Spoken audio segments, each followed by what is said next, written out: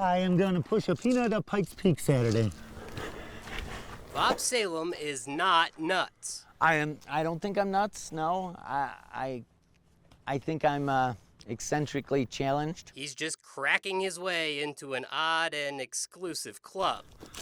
The Pikes Peak Peanut Pusher Club. 3, and I'll be the 4th. It all started as a bar bet in 1929, but 93 years later, Salem is trying to be the first person since a rockabilly star did it 60 years ago to crawl and push a peanut 13 miles up old Pikes Peak. I like the weird and the strange. I love local stuff. To be the fastest, Salem needs his nut to reach the summit in under 8 days.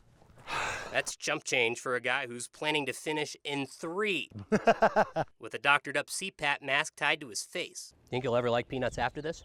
Sure. I love peanut butter and jelly. Yeah. What's your favorite nut? I guess peanut, yeah. I'm not much for the other nuts. This is your nut. Yeah. And it's got to be plain. You don't want the... No chocolate, no. What about like the honey roasted ones? Those are good. Those are good, yeah. So how hard is it? I gave it a shot. Oh, let's go. There's no way you finish this in 3 days. It seems impossible. You better have some good snacks. Peanuts will probably obviously be one of my snacks. Hoping to be the champion goober in this nutty little town. I get to be different again. Coloradans who grew up here skiing in Monarch Mountain remember dense forests and thick green trees. But now they see a different mountain. As crews clear out dead trees to avoid the risk of wildfire, they're also looking ahead to the future, planting trees that over the next few decades will grow to replace what came before. All right, you want to go grab a tree to put in there? These 1,400 tree saplings. What are we naming this one? T-Rex. All right, there you go. T-Rex and Monarch. Are a sight for tired eyes. Now we've got, like 1,000 more to go. And Monarch Mountain is prepared. We got our little baby trees here. With hands ready to bring life to the mountain. When I first started here, it was dense, green, healthy forests.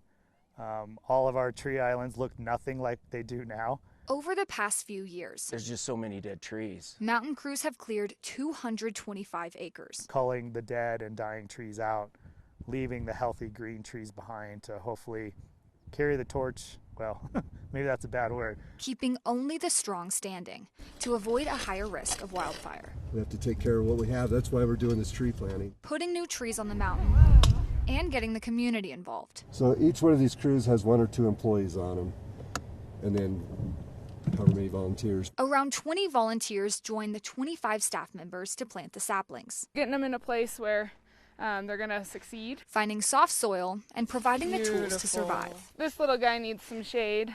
It'll be nice to know that, even though we have a bunch of dead trees here, it's not the end for this area. Monarch Mountain expects that around 60% of the saplings will survive. And based on the trees they've planted in the past, volunteers are hopeful that that number could be much higher. Reporting in Monarch Mountain, Annabelle Childers, KRDO, News Channel 13.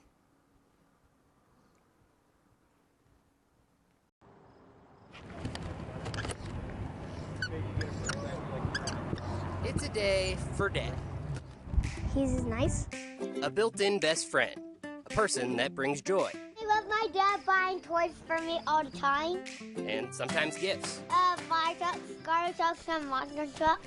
Being a dad is an important job. Being here every day for them, It's rewarding too. I go up the stairs and they come and hug me. Oh, I know there's gonna be questions like this. All of them called me. It can be a lot of fun. My favorite part about being a dad is getting to watch my kids grow up and getting to take them to places like this. I like playing basketball with him, and I like coloring with James. Being able to interact with the kids and do things with them. But it's not always easy though.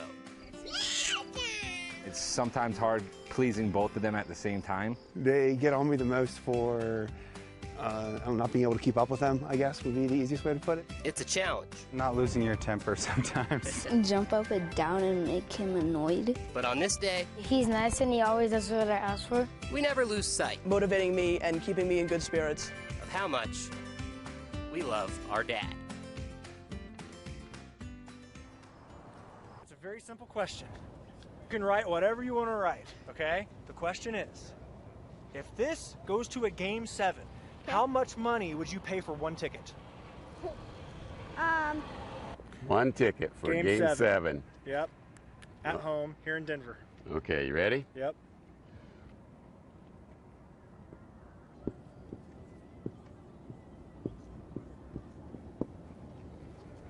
Mom, you're in trouble. So why would you pay $1,000? Because it's the Stanley Cup for one. So, and also Game 7. Even if it goes in, also if it goes into overtime. Worth the money. Yeah. Reasonable. It's a lot of money though. Yeah. Got to see him win the cup. Got to be there for the celebration, so it's worth it. Why does it mean so much to you? I've been a fan forever. We were back in the day when they beat Florida. We tried to get in, but we couldn't. So it'd be great to just see them win the cup this time. July's rent. We used to come to several games a year also, but to be here at a Stanley Cup Finals, nothing like it. Goosebumps. Yep, goosebumps.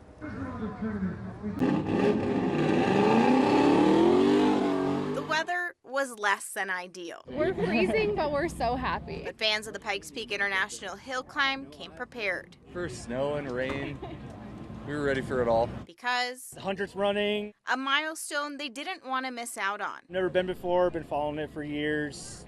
I envy all these guys actually able to go up the hill. Seeing Rod Millen run. Okay. Yeah, seeing the Toyota Tacoma run. And a big draw for car fans. We haven't got to see the start line just yet, but it is really cool seeing all the different types of builds because it's not just a typical race car. These are modified just for this race. So Sean and Jen Hensley are here from Arizona. I have a big racing background, and so like every cars, motorcycles, anything with a motor in it, we're into it. Over at the start line, people crowded around as one by one cars took off up the mountain. Hard to see past the first turn. Tuning in, one of the littlest fans. It's the 100th anniversary, and he really loves racing and everything, so we figured we'd come check it out.